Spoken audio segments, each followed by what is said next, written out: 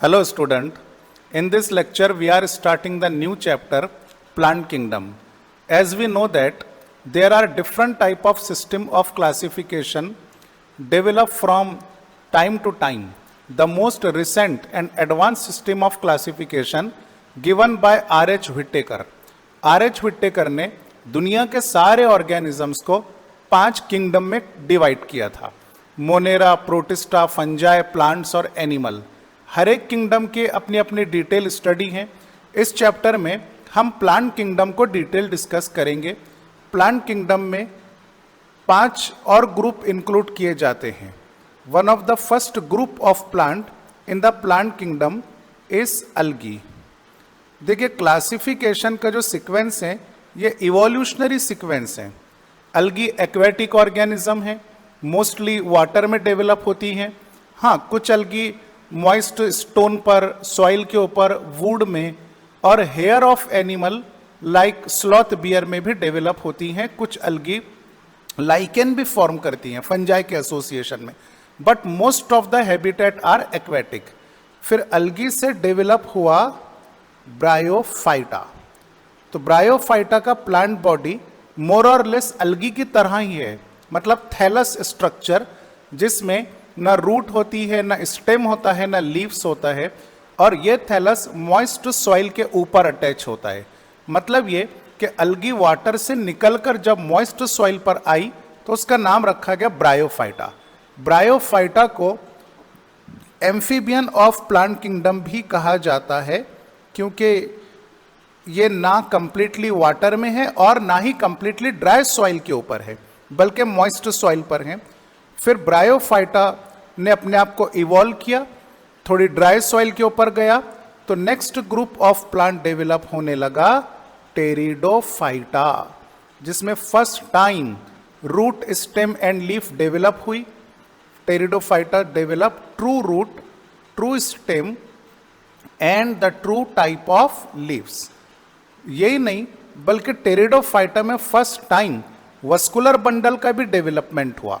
Xylem and phloem are together be known as vascular tissue और vascular bundle.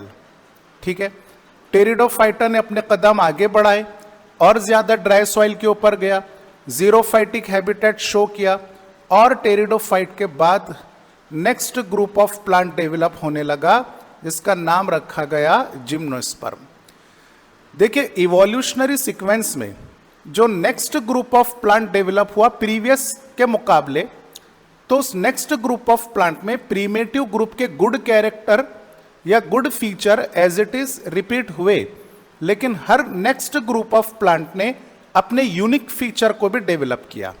Example, जैसा हमारे mobile phone होते हैं, एक कोई कंपनी ले लीजिए, उसके जो मॉडल हैं वो एडवांस होते जाते हैं, लेकिन प्रीवियस फीचर उसमें एज इट इज होता है।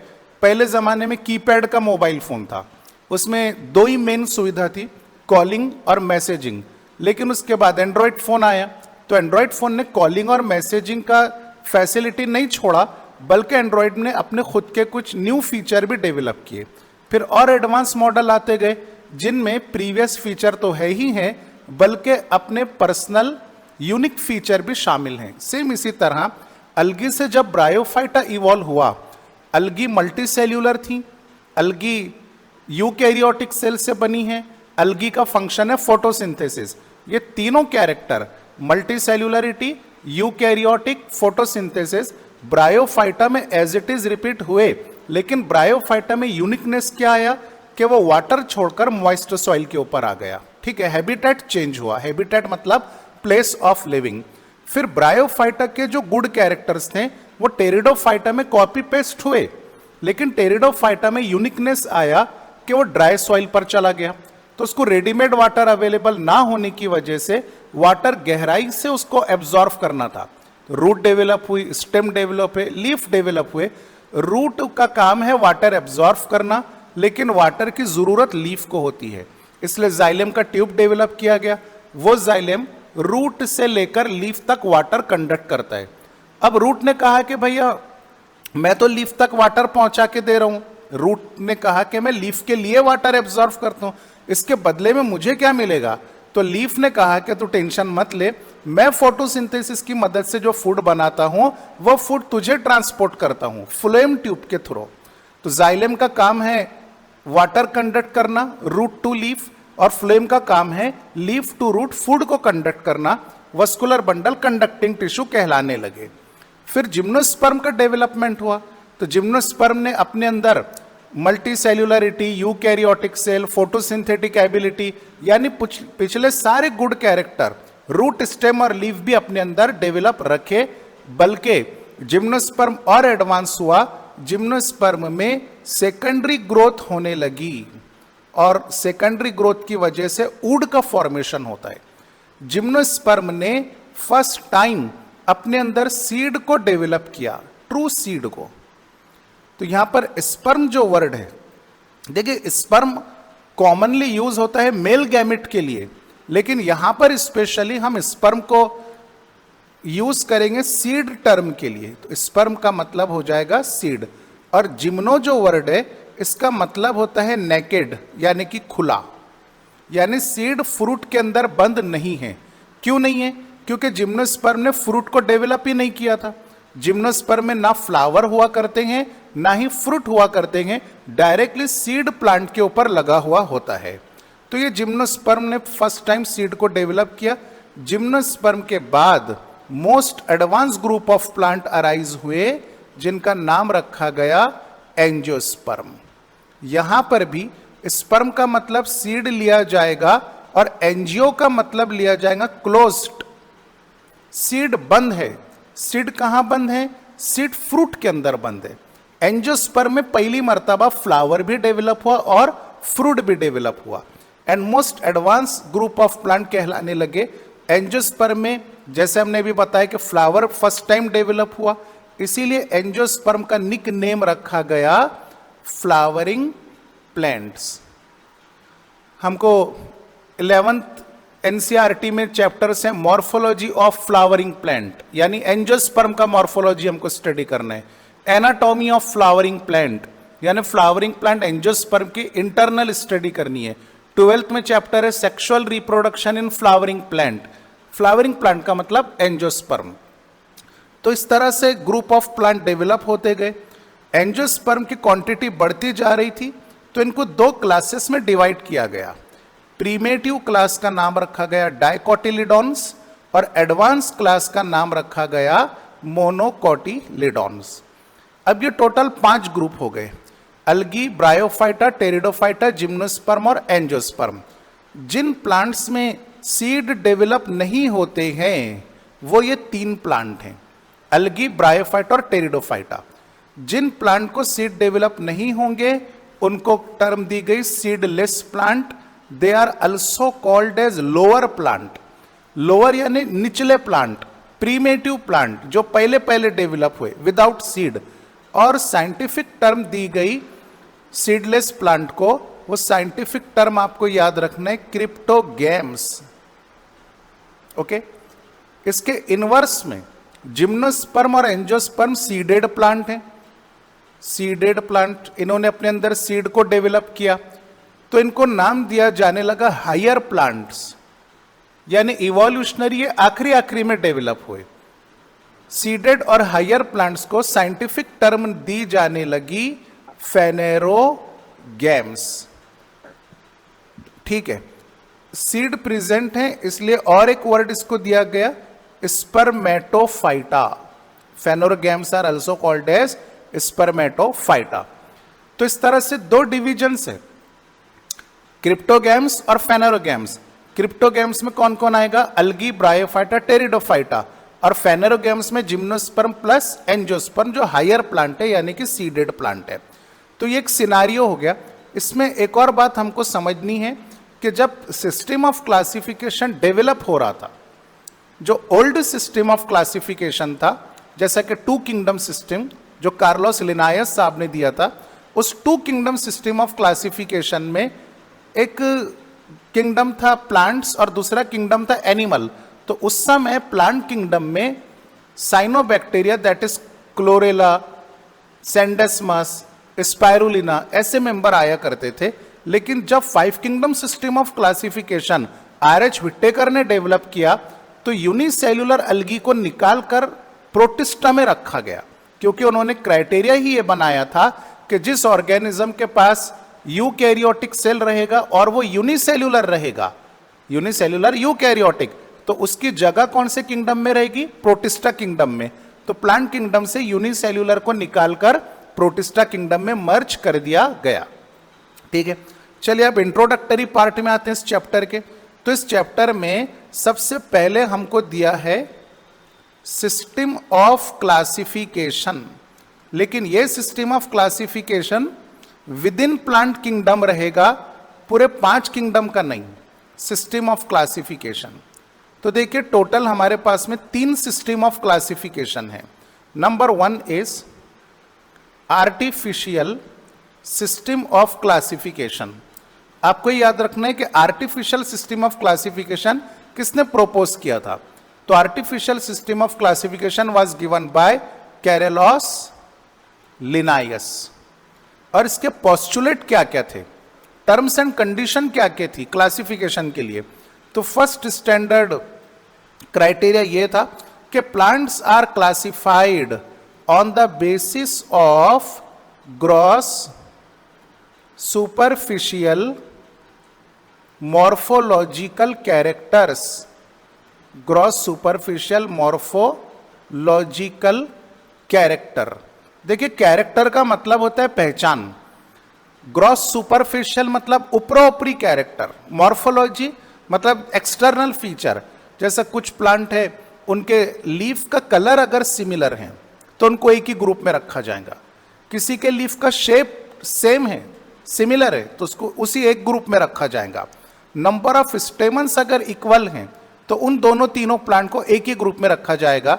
लेकिन अगर लीफ के कलर में वेरिएशन आ गया कि भाई एक प्लांट है जिसके लीफ डार्क ग्रीन है, दूसरा प्लांट है जिसके लीफ लाइट ग्रीन है, तो उनको अलग अलग ग्रुप में बांट दिया जाएगा।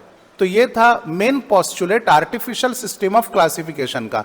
लिनायस कहने लगा कि plants are classified on the basis of gross superficial morphological character. ये जो मॉर्फोलॉजिकल कैरेक्टर्स हैं इनको हम वेजिटेटिव कैरेक्टर्स भी कह सकते हैं। Vegetative character mainly include root, stem and the leaves. लेकिन उस वक्त जो टेक्सोनॉमिस्ट थे, टेक्सोनॉमी मतलब प्लांट का या किसी भी ऑर्गेनिज्म का क्लासिफिकेशन करने वाले लोग, ऑर्गेनिज्म को अलग अलग ग्रुप में बांटने वाले जो लोग थे, वो इस बात से नाराज थे। उन्होंने लिनायस को कहा कि भाई जो वेजिटेटिव कैरेक्टर्स हैं वो इन्वायरमेंट की वजह से अफेक्टेड हो जाते हैं। Vegetative characters are affected by change in environment, change in environment. तो फिर ये गड़बड़ हो जाएंगी कि अगर एक एरिया का इन्वायरमेंट अलग है, दूसरे एरिया का इन्वायरमेंट अलग है, वेजिटेटिव कैरेक्टर में थोड़ी बहुत भी अगर चेंजेस आए तो उनको हम एक ग्रुप में रखेंगे या अलग अलग ग्रुप में रखेंगे। तो ये जो दिक्कत आ गई, इसकी वजह से artificial system of classification was not acceptable. ये मेजर ड्रॉबैक था। दूसरा ड्रॉबैक ये था कि सारे टेक्सोनॉमिस्ट जब लिनायस को कहने लगे कि भाई क्लासिफिकेशन के लिए ज्यादातर वेटेज फ्लावर को मिलना चाहिए और बहुत कम वेटेज होना चाहिए वेजिटेटिव कैरेक्टर यानी रूट, स्टेम एंड लीफ को, तो लिनायस इस बात को मानने नहीं लगा। वो बोले कि नहीं भाई चलो ठीक है, एक काम करते हैं। लिनायस ने कहा कि जो वेजिटेटिव कैरेक्टर हैं इनको इक्वल वेटेज दे देते हैं सेक्सुअल कैरेक्टर के साथ। Vegetative character provide equal weightage to the sexual character, लेकिन यह बात भी वो टेक्सोनॉमिस्ट लोग एक्सेप्ट नहीं कर सके। फिर लिनायस ने बोला कि चलो classification on the basis of number of स्टेमन कर लेते हैं, क्योंकि स्टेमन मेल रिप्रोडक्टिव स्ट्रक्चर है, फ्लावर में प्रेजेंट होता है। तो ये सेक्सुअल सिस्टम ऑफ क्लासिफिकेशन कहलाने लगा, classification on the basis of number of stamen, because stamen are the male sexual organ. तो सारी दलीलें देने के बाद भी लिनायस का सिस्टम ऑफ क्लासिफिकेशन रिजेक्ट कर दिया गया, एक्सेप्ट नहीं हुआ। फिर उन टेक्सोनॉमिस्ट लोगों ने अपने एक अलग ग्रुप बनाया। उस ग्रुप में से 2 लोगों को चुना जो कि हेड हुए, और उनसे कहा जाने लगा कि भाई तुम दोनों मिलकर के एक ऐसा सिस्टम ऑफ क्लासिफिकेशन डेवलप कीजिए जिसमें कोई ड्रॉबैक ना हो। तो second system of classification propose किया, वो दो लोगों में से एक का नाम था जॉर्ज बेंथम और दूसरे का नाम था जोसेफ डेल्टन हुकर। ओके, ये बेंथम एंड हुकर की प्रेजेंसी में नया सिस्टम ऑफ क्लासिफिकेशन डेवलप हुआ जिसका नाम रखा गया natural system of classification. Natural system of classification. अब इस नेचुरल सिस्टम ऑफ क्लासिफिकेशन का जब प्रोपोजल आया तो बेंथम एंड हुकर ने कहा कि we are classifying plant on the basis of morphology. लेकिन मॉर्फोलॉजी की बेस पर तो लिनायस ने भी क्लासिफिकेशन किया था। तो बेंथम एंड हुकर ने कहा कि नॉट ओनली मॉर्फोलॉजी, हम क्लासिफिकेशन कर रहे हैं सिर्फ मॉर्फोलॉजी की बेस पर ही नहीं, बल्कि on the basis of anatomical character, internal character. Example, hypodermis sclerenchymas से बनी है। जिन जिन प्लांट की हाइपोडर्मिस स्क्लेरेनकाइमस से बनी है वो मोनोकॉट में चले जाएंगे। जिन प्लांट्स की हाइपोडर्मिस कोलेनकाइमस से बनी है वो डाइकॉट में चले जाएंगे। जिन प्लांट के लीफ में बल्लीफॉर्म सेल हैं वो मोनोकॉट के मेंबर बन गए। जिन प्लांट के लीफ में मेसोफिल सेल दो पार्ट में डिफरेंशिएट होते हैं, पैलिसेट पैरेनकाइमा और स्पॉन्जी पैरेनकाइमा, वो डाइकॉट के ग्रुप के अंदर चले गए। रेटिकुलेट वेनेशन, पैरेलल वेनेशन, ये तो खैर मॉर्फोलॉजिकल कैरेक्टर है। फिर जिनके पास कैम्बियम है जो सेकेंडरी ग्रोथ शो कर सकते हैं वो डाइकॉट के मेंबर कहलाएंगे।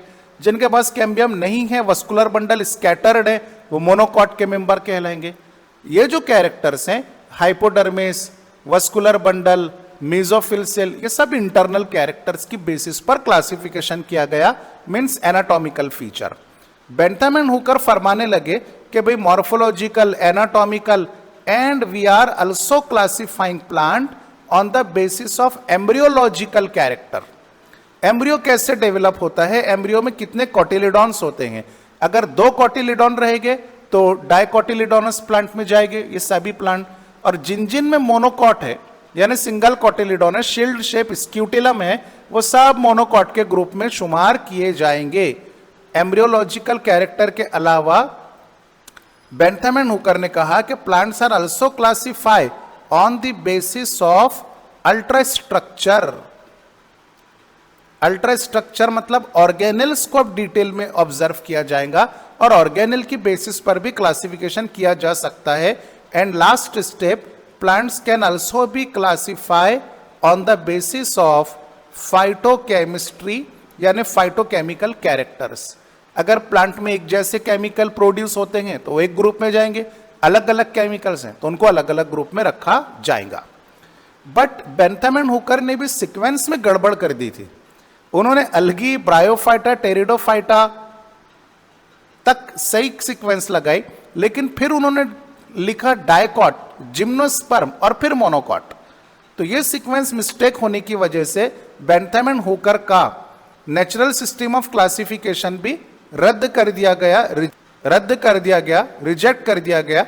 फिर next most advance system of classification develop किया गया, उसको नाम दिया phylogenetic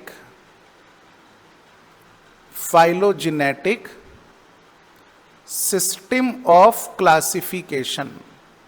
This is most advanced system of classification and acceptable system. इसको किसी ने रिजेक्ट नहीं किया। Phylogenetic system of classification is based on evolutionary relationship. ये सबसे इंपॉर्टेंट लाइन है जो एनसीईआरटी में, हम पूरा कंटेंट एनसीईआरटी का ही है डिकोड कर रहे, on the basis of evolutionary relationship. Plants are classified on the basis of evolutionary relationship. अगर कोई प्लांट का ग्रुप ऐसा है जिसमें 10, 12, 20, 25 प्लांट है, सबके कैरेक्टर अगर सिमिलर हैं तो इन सारे प्लांट का एंसेस्टर कॉमन रहेगा। एग्जाम्पल, हम सब लोग ह्यूमन्स हैं, हमारे सारे कैरेक्टर्स एक दूसरे से सिमिलर हैं, इसलिए हमारे एंसेस्टर भी कॉमन है।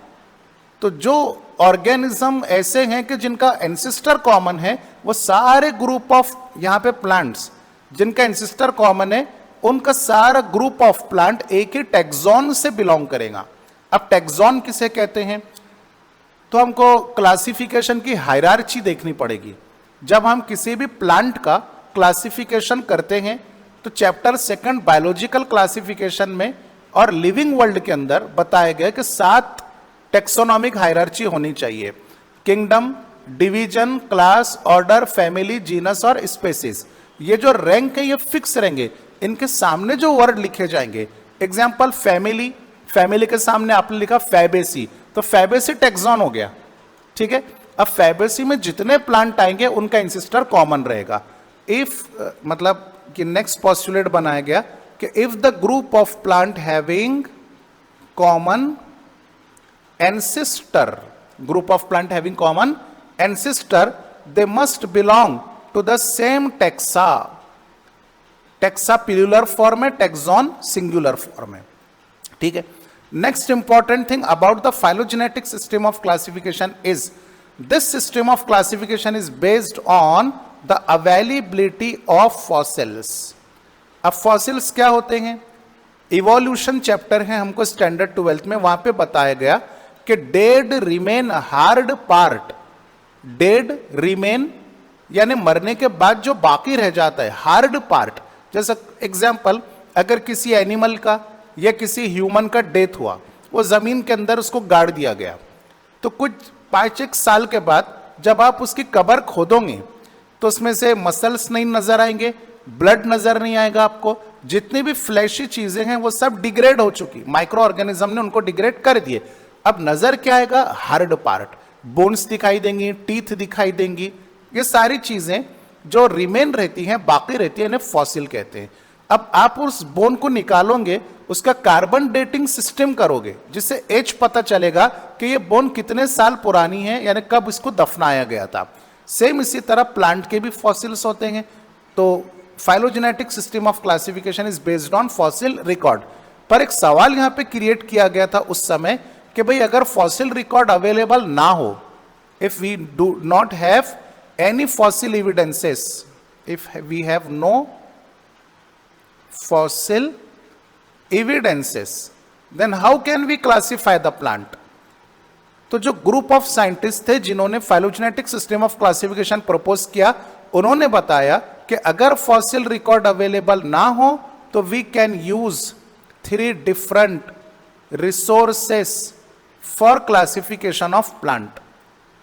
फॉसिल रिकॉर्ड नहीं है, कोई बात नहीं, 3 अलग अलग रिसोर्सेस की बेसिस पे हम क्लासिफिकेशन कर सकते हैं। One of the first resource is numerical taxonomy. Numerical taxonomy, numerical का मतलब होता है नंबर। अब प्लांट में जितने वेजिटेटिव कैरेक्टर्स हैं, हर वेजिटेटिव कैरेक्टर में बहुत सारे वेरिएशंस हैं।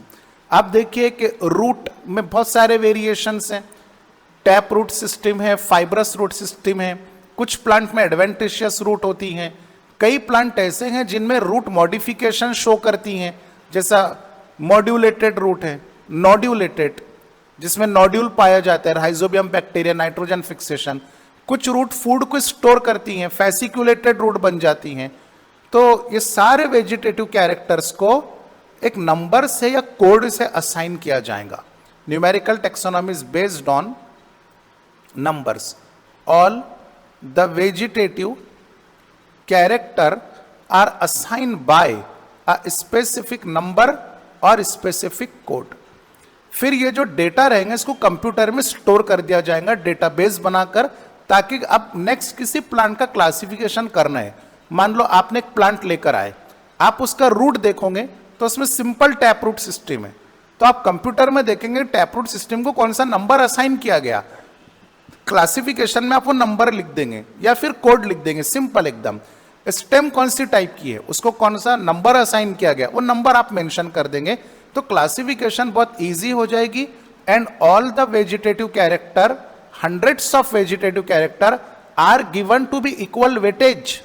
सारे वेजिटेटिव कैरेक्टर को सेम वेटेज मिलेगा, किसी के साथ नाइंसाफी नहीं होगी, अन्याय नहीं होगा, ठीक है।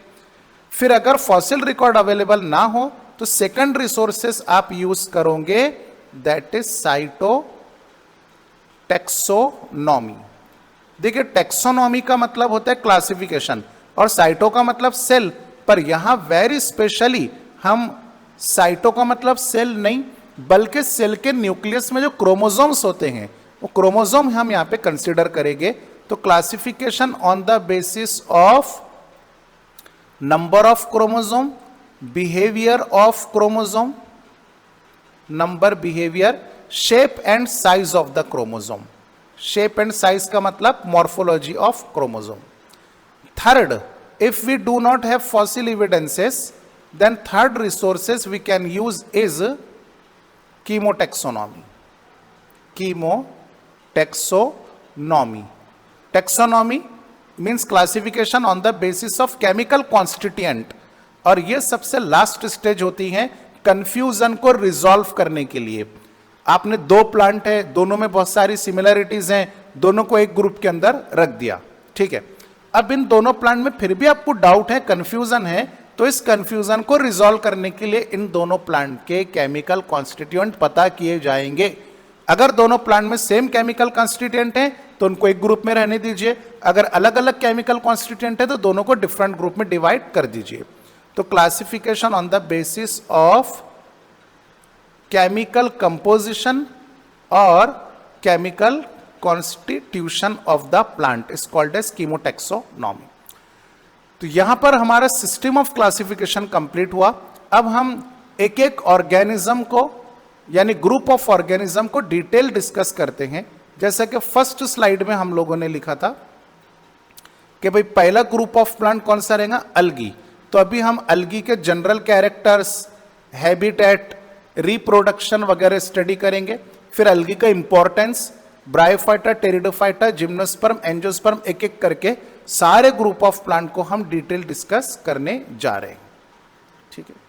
Just a second. हाँ, तो now let us start the first group of plant that is algae. Okay, एक बात ध्यान में रखिए, अपन एक सिस्टम बना लेते हैं जिस सिस्टम के थ्रू सारे ग्रुप ऑफ प्लांट हमको याद करना बेहद आसान हो जाएगा। किसी भी ग्रुप ऑफ प्लांट में सबसे पहले हम उसका हैबिटेट लिखेंगे, यानी कि प्लेस ऑफ लिविंग, कि भाई ये ग्रुप ऑफ ऑर्गेनिज्म के मेंबर्स कहां कहां पाए जाते हैं, कहां रहते हैं। नंबर 2, उस ग्रुप ऑफ प्लांट के जनरल कैरेक्टर्स।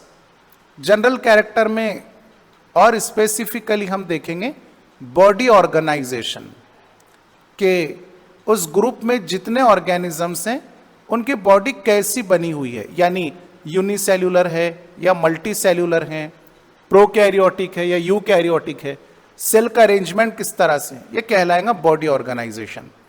बॉडी ऑर्गेनाइजेशन के बाद हम लोग डिस्कस करने वाले हैं रिप्रोडक्शन, कि ग्रुप में जितने प्लांट्स हैं वो कौन से टाइप से रिप्रोड्यूस होते हैं। तो चलिए पहले हैबिटेट स्टडी करते हैं। तो हम जानते हैं कि अल्गी के मोस्ट ऑफ द मेंबर पानी में रहने वाले हैं, मतलब एक्वेटिक, ठीक है। Algae is aquatic, green colour की होती हैं। क्यों ग्रीन कलर की? क्योंकि क्लोरोफिल है। अब अगर क्लोरोफिल है तो अल्गी को फोटोसिंथेसिस परफॉर्म करना पड़ेगा। Algae is aquatic, green, photosynthetic, और फोटोसिंथेटिक हैं मतलब of course autotrophic mode of nutrition रहेगा, यानी ये अपना फूड खुद बनाएंगी, किसी दूसरे ऑर्गेनिज्म पर अपने फूड के लिए अल्गी डिपेंडेंट नहीं रहेगी। ओके, कुछ अल्गी ऐसी हैं जो मॉइस्ट स्टोन के ऊपर भी डेवलप होती हैं। बारिश का सीजन है, कंटिन्यू रेनिंग है और पत्थर गीला है, हमेशा गीला रहता है, तो उसके ऊपर भी अल्गी डेवलप हो जाती हैं। कुछ अल्गी सॉइल यानी मिट्टी के ऊपर भी रहती हैं। कुछ अल्गी वुड यानी लकड़ी के ऊपर भी डेवलप हो जाएंगी। कुछ अल्गी ऐसी हैं जो फंजाई के एसोसिएशन में रहती हैं। इसमें क्या होता है कि अल्गी को फंजाई से बेनिफिट मिलता है। फंजाई के जो माइसेलियम है या फंजाई की जो एक एक हाइफी हैं वो टिब्यूलर होती हैं, वो न्यूट्रिएंट एब्जॉर्ब करके अल्गी को प्रोवाइड करेगी, और अल्गी भी फंजाई को बेनिफिट देती हैं क्योंकि अल्गी फोटोसिंथेटिक है। तो अल्गी ने फूड प्रिपेयर किया, वो फूड रेडीमेड किसको मिलने वाला है? फंजाई को। तो इस एसोसिएशन में अल्गी को फंजाई से, फंजाई को अल्गी से, दोनों को एक दूसरे से बेनिफिट है, तो इसे सिम्बायोटिक एसोसिएशन कहा जाएगा। अलगी और फंजाई के सिम्बायोटिक एसोसिएशन को कहते हैं लाइकेंस। कुछ अलगी ऐसी हैं जो एनिमल के स्किन में रहती हैं, एग्जाम्पल स्लॉथ बियर, भालू जो होता है लंबे हेयर्स होते हैं उसके, तो स्किन के अंदर अलगी रहेगी, एग्जाम्पल स्लॉथ बियर। ये हैबिटेट हो गई। अब हम डिस्कस करते हैं बॉडी ऑर्गेनाइजेशन। तो इसमें सबसे पहला पॉइंट याद रखिए कि अलगी का जो बॉडी है वो जस्ट इस तरह से प्रोस्ट्रेट होता है, फैला हुआ होता है, एक कागज की तरह।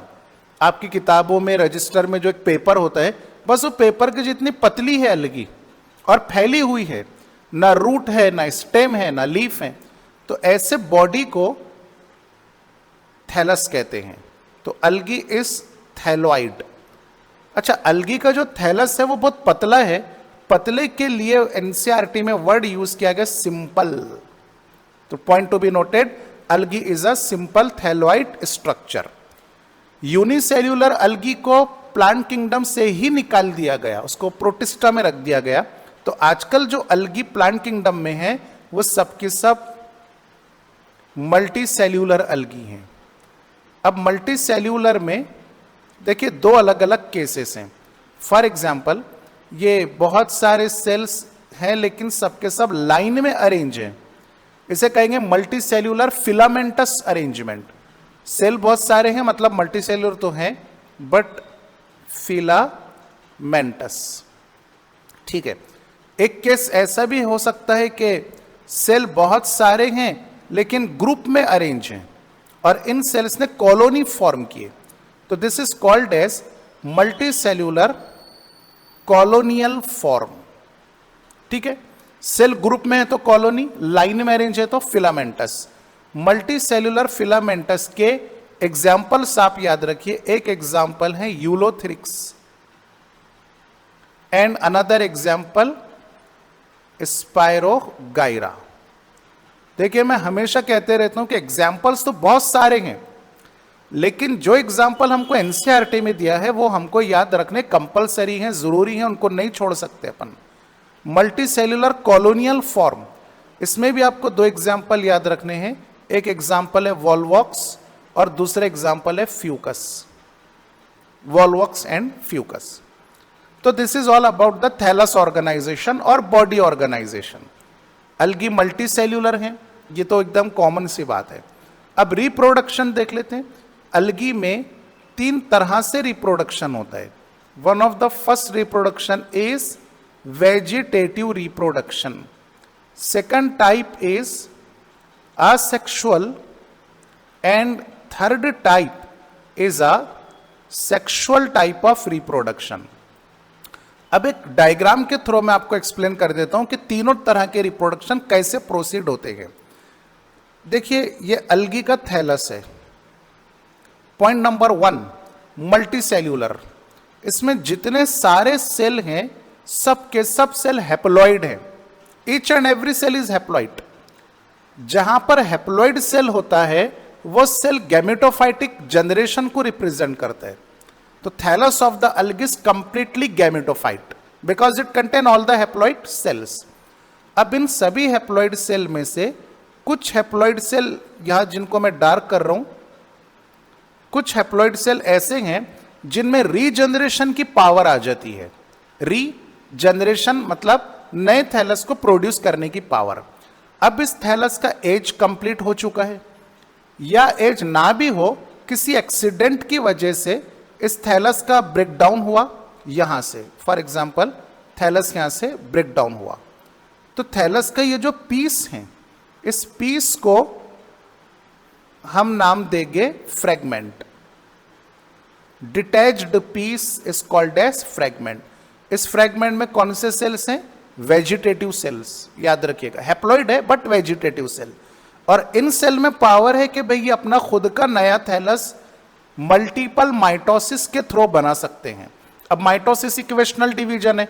हैप्लॉइड सेल जब माइटोसिस से डिवाइड होगा तो 2 हैप्लॉइड सेल प्रोड्यूस करेगा, वो दोनों डिवाइड हो गए तो 4 हैप्लॉइड सेल। हैप्लॉइड सेल की संख्या बढ़ती जाएगी, मतलब थैलस की साइज भी बढ़ती चली जाएगी। ये नया थैलस यहां पे फॉर्म हो गया। फॉर्मेशन न्यू ऑर्गेनिज्म का हुआ from pre existing organism, this process is called as reproduction. तो यहां पे रिप्रोडक्शन की पहली टाइप है वेजिटेटिव। वेजिटेटिव रिप्रोडक्शन का ये जो मेथड है इसे कहते हैं फ्रेगमेंटेशन, क्योंकि फ्रेगमेंट में वेजिटेटिव सेल थे जिन्होंने नए प्लांट को प्रोड्यूस किया। तो vegetative reproduction is takes place by which method? Fragmentation. और ये बहुत कॉमन रिप्रोडक्शन होता है अल्गीज में। Most of the algaes show vegetative reproduction. Secondly, वापिस अब इसी थैलस में आ जाइए। इस थैलस में एक सेल ऐसा है जिसमें फ्लैजेला डेवलप हो जाते हैं। तो ये सेल कहने लगा कि भाई अब मेरे पास में फ्लैजेला है, मैं खुद चल फिर सकता हूं, मैं मोटाइल हूं। ओके, फ्लैजेला है तो मोटाइल बन गया, कोई प्रॉब्लम नहीं। लेकिन इसने बगावत की, इसने दूसरे सेल से कहा कि भाई मैं बाहर निकलकर एक नए थैलस को प्रोड्यूस करने की ताकत रखता हूं, यानी रिप्रोडक्शन की ताकत रखता हूं। देखिए, ऐसा हैप्लॉइड सेल जो रिप्रोडक्शन में पार्टिसिपेट करे उसे स्पोर कहते हैं। हम एंजियोस्पर्म में माइक्रोस्पोर पढ़ते हैं, मेगास्पोर पढ़ते हैं, ये भी हैप्लॉइड सेल हैं। अल्गी का बायफ्लैजिलेटेड है, 2 फ्लैजेला हैं इसके पास, और इसमें रिप्रोडक्शन की एबिलिटी है। तो इस स्पोर को नाम दिया गया ज़ूस्पोर, क्योंकि ये एनिमल की तरह चल फिर सकता है, लोकोमोशन परफॉर्म कर सकता है। अब इस स्पोर के माइटोसिस की वजह से अगर नया थैलस प्रोड्यूस होगा यानी रिप्रोडक्शन होगा, तो reproduction through the zoospore is called as asexual reproduction. Asexual reproduction takes place through the zoospore, and zoospore is biflagellated। 2 flagella हैं और फ्लैजेला होने की वजह से मोशन शो कर सकता है, मतलब मोटाइल। नेक्स्ट, वापस इसी थैलस पर हमको आना है सेक्सुअल रिप्रोडक्शन पढ़ने के लिए। एक हैप्लॉइड सेल ने ऐलान कर दिया कि भाई मैं मेल गैमेट हूं, ठीक है। तो दूसरे हैप्लॉइड सेल ने कहा कि भाई मैं क्यों पीछे रहूं, मैं भी फीमेल गैमेट हूं। फिर अगर तुम मेल गैमेट हो तो मैं भी फीमेल गैमेट हूं। तो बाकी के जो सेल्स थे इन्होंने इन दोनों की बातें सुनकर के कहा कि भाई ठीक है, तुम मेल गैमेट, तुम फीमेल गैमेट, तो फिर टकराओ ना आपस में, फर्टिलाइजेशन शो करो। तो इन दोनों ने आपस में एफ मतलब फर्टिलाइजेशन शो किया, और इन दोनों के फ्यूजन की वजह से एक बड़ा सा सेल तैयार हुआ। क्योंकि 2 छोटे छोटे सेल मिल रहे हैं ना, 2 हैप्लॉइड सेल मिक्स हो गए एक दूसरे में, फर्टिलाइजेशन हुआ, जो बड़ा सेल तैयार हुआ ये डिप्लॉइड सेल है। अल्गी के थैलस में फर्स्ट टाइम, पहली मर्तबा हमको डिप्लॉइड सेल नजर आया, और जो डिप्लॉइड सेल होता है उसे स्पोरोफाइट कहते हैं। अभी तक सब गैमेटोफाइट चल रहा था, पहली मर्तबा स्पोरोफाइटिक जनरेशन का फॉर्मेशन हुआ in the form of diploid cell, and this is very special diploid cell because it is formed after fertilization. This diploid cell is called as zygote। लेकिन जाइगोट की जिंदगी ज्यादा दिन की नहीं है। इस जाइगोट को एक बार भी माइटोसिस परफॉर्म करने का मौका नहीं मिलता। जैसा ही जाइगोट तैयार हुआ वैसा ही ये मियोसिस में कट जाएगा, 4 हैप्लॉइड सेल में कन्वर्ट हो जाएगा। तो फिर से आपके पास कौन से सेल आ गए भाई? Haploid cell. अब पहला जो हैप्लॉइड सेल है ये अपना नया थैलस बनाएगा मल्टीपल माइटोसिस के थ्रू। दूसरा स्पोर या हैप्लॉइड सेल ये भी माइटोसिस परफॉर्म करके अपना पर्सनल थैलस बनाएगा, और सभी अपना अपना एक एक थैलस बनाएंगे। तो देखिए नए थैलाए आए, आखिरी में आ गया तो पिल्यूलर फॉर्म रहेगा। नए थैलाए फॉर्म हो गए प्री एग्जिस्टिंग थैलस की वजह से, तो रिप्रोडक्शन हुआ। लेकिन क्योंकि इस रिप्रोडक्शन में फर्टिलाइजेशन हुआ इसीलिए इसे कहा जाएगा सेक्सुअल टाइप ऑफ रिप्रोडक्शन। मेरे भाइयों बुजुर्गों, अलगी में 3 टाइप का सेक्सुअल रिप्रोडक्शन होता है। एक होता है आइसोगैमस टाइप, मतलब ये कि मेल गैमेट और फीमेल गैमेट स्ट्रक्चरली एक दूसरे से आइडेंटिकल हैं। आइडेंटिकल है मतलब आइसो, सिमिलर है मतलब आइसो। कौन सिमिलर है भाई? गैमेट। अब आइसोगैमस हैं और दोनों गैमेट के पास एफ यानी फ्लैजेला है। फ्लैजेला रहेगा तो गैमेट क्या परफॉर्म करेंगे? Locomotion, they can be motile. दूसरा केस, कुछ अलगीज में ऐसा देखा गया कि भाई मेल गैमेट और फीमेल गैमेट स्ट्रक्चरली आइडेंटिकल तो हैं, मतलब आइसोगैमस कंडीशन है, पर उनके पास फ्लैजेला नहीं है, -F यानी नो फ्लैजेला। फ्लैजेला नहीं रहेगा तो ये मोशन परफॉर्म नहीं करेंगे। इन दोनों गैमेट को नॉन मोटाइल कहा जाएगा। दो अलग अलग केसेस हैं आइसोगैमस में, आइसोगैमस मोटाइल और isogamous non motile. Isogamous motile में आपको एग्जाम्पल याद रखना है यूलोथ्रिक्स, और आइसोगैमस नॉन मोटाइल में आपको एग्जाम्पल याद रखना पड़ेगा स्पायरोगायरा। कौन सा गायरा? स्पायरोगायरा। ठीक है। Second type of sexual reproduction is an isogamous. An negative word है। एन आइसोगैमस मतलब मेल और फीमेल गैमेट की साइज सिमिलर नहीं है, मेल और फीमेल गैमेट स्ट्रक्चरली सिमिलर नहीं है। इसका एग्जाम्पल आपको याद रखना है यूडोरीना। कौन सी रीना? यूडोरीना। सेक्सुअल रिप्रोडक्शन में थर्ड एंड लास्ट टाइप है oogamous टाइप। देखो डबल ओ जो होता है फीमेल गैमेट के लिए आमतौर पे इस्तेमाल किया जाता है। oogamous type of sexual reproduction में क्या रहेगा कि फीमेल गैमेट की साइज लार्जर, ये फीमेल गैमेट है, और फीमेल गैमेट जो है ये नॉन मोटाइल है क्योंकि इसके पास फ्लैजेला नहीं होते हैं। Female gamete is non motile.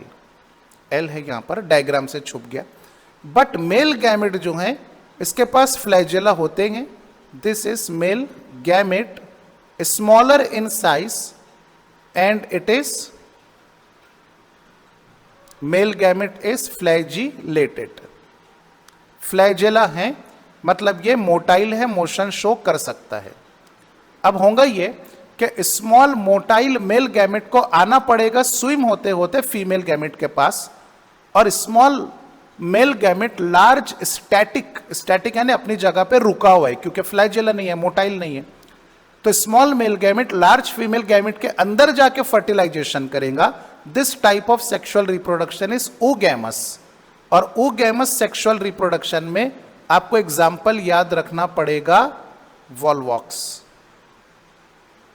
And again Fucus. Volvox and Fucus.